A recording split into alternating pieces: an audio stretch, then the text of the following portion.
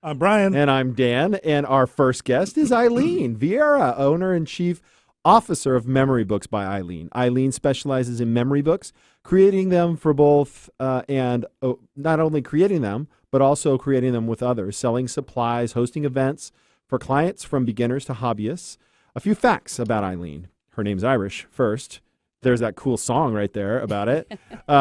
She has created memory books from the past 40 years, has operated her business for 17 plus years. I guess the plus was just you can't remember when you delineated the very beginning or how many more years, right? Has worked part-time as a tour guide for the Seattle Mariners since 2012. That's cool. And has a dream to visit all 30 baseball parks. How many have you visited, Eileen? 12. 12. Okay, wow. You got some. That's all right. You're almost halfway there, right? Yeah. Right. That's excellent. I'm getting close. Awesome. Key to success, passion, persistence, and perseverance with a healthy dose of follow-through. Welcome to the show, Eileen. Thank you. All right. So it sounds like baseball and scrapbooking are your hobbies, but tell us more. Well, that's what I was going to say. It's pretty obvious that I like baseball and I like scrapbooking. I also like traveling. My husband and I went to Chicago last September for our anniversary, and we went to Hamilton and saw the skyscrapers. Fenway Park? Oh, of course. Did you go to Comerica Park? Yeah. Okay. Well, it's now called Guaranteed Rate Park. Oh, right. And then we rented a zip car and went up to Miller Park because that's only 90 minutes away. So I got three checked off there you go. The list last September. That's awesome. I'm not a huge baseball fan. But when I go to a town like Chicago, New York, the one thing I've done is like, can I catch a ball game? Because there's just something cathartic about our history in baseball, and it's it's kind of cool to see those places. Definitely. So Eileen, we like to ask each guest to share a fond memory about the home you grew up in. What do you got? I got. We had a great pool in our backyard. I grew up in the East Bay, so I moved from the East Bay to the East Side. Oh, and on a cul-de-sac. Fun kids in the neighborhood, but we spent the whole summers in the swimming pool. Nice. So that was awesome. Very fun. That is very fantastic. Swimming pools. What city in the East Bay? Danville, Santa Ramon. Sure. Mm-hmm. Yeah, know the area well. Mm-hmm. Well, so as we get into scrapbooking, which is what is it? Memory books, not scrapbooking, right? Well, memory books encompasses scrapbooking and photo books. Oh. Gotcha. So that's why I called it memory books. Because you get a combo. Okay. Right, exactly. So with all these, things where you can create a movie, a video montage of pictures, why are memory books such a thing? Well, scrapbooking and memory books are creative. It's a creative endeavor. It's tangible. It's mobile. See here, I have one right here. Yeah. It's therapeutic. It's a therapeutic outlet. It's like a love letter to people or a place and shared memories. Sometimes I think of my memory books as time machines, take me back in time to a place I want to revisit or a person I miss. So to clarify, do you make them or do your clients? Both. Oh, okay. Yeah, so some of my clients come to my South Bellevue studio in my daylight basement for space and time to work on their own books. Some come for inspiration, interaction, or unique supplies, creative memory supplies, for example, while others intend to make or finish a scrapbook and life got in the way, and I can finish what they started. So can I see that scrapbook? You sure can. This is a photo book of my dad's life, book. And he was Bob the Builder. He was also a fisherman, but he was Bob the Builder, a wonderful man who loved houses and building real estate, building houses. Anyway, the other thing is that I also do scrapbooks and photo books from start to finish for people who don't have the time or the interest to do them themselves. It's actually kind of cool as I look at this one, right? You can go you can look at pictures and go, oh, that's great. Go back to Facebook or Instagram. But sometimes it's nice to just sit down and kind of flip through something. Exactly. Right. Something exactly. Tangible. Exactly. What type of other things do people create besides a scrapbook or photo book? Well, most of the people who come to my events or my coffee crops or my retreats, they are pretty much working on preserving their photos and memories, either in a traditional scrapbook form with the paper and the embellishments, or they might have their laptop and they're using a software where they can do just about whatever they want. It's called Artisan software, and then they can create their own books. So that's mostly what my clients do. Wow, that's really cool. Have you completed memory books of homes? I sure have. Like I said, my dad was Bob the Builder, Yeah. and he and my mom built a home in Mexico. And my dad asked me if I would put a book together. So from start to finish, all of the construction and then everything along the way until the end result. And he used to build really beautiful homes. That'd be fun Was for he- us to encourage. So was he a local builder? No. Okay. He built homes in Arizona.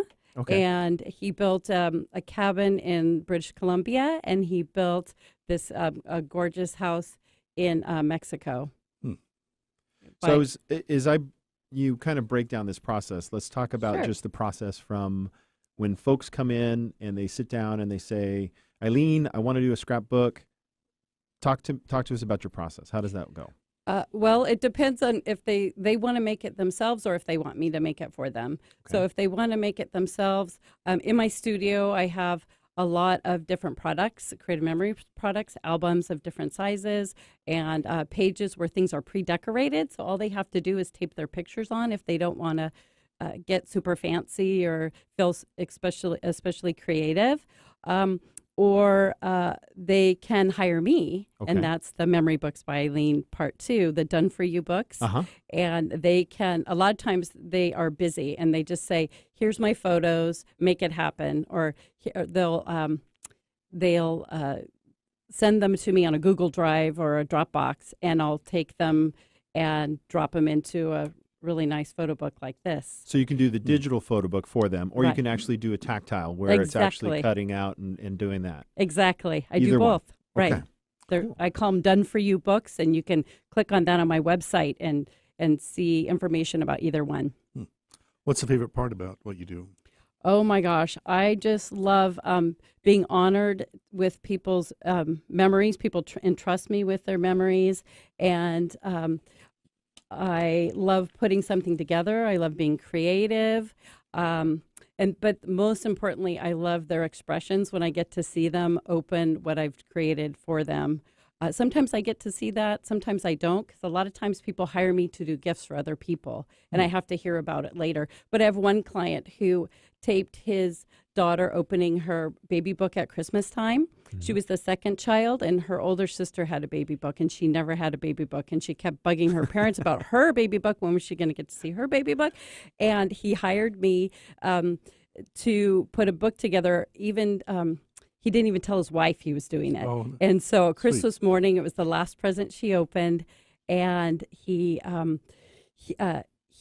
made this beautiful letter from Santa for her to open to, and she opened it up, and he videotaped her. Oh, that's very cool. And she was so amazed that she's been asking all this time, and here this surprise gift of her babyhood and childhood showed up, and she started crying. Oh. And so the people are so touched. It happened last weekend. I gave my niece a Taught to Teen book that my sister and I had created, black and white. Oh, no. And she hasn't seen a lot of her photos in a long, long time. And she opened it up, and she started crying too. And then that brought me to tears. Oh, nice.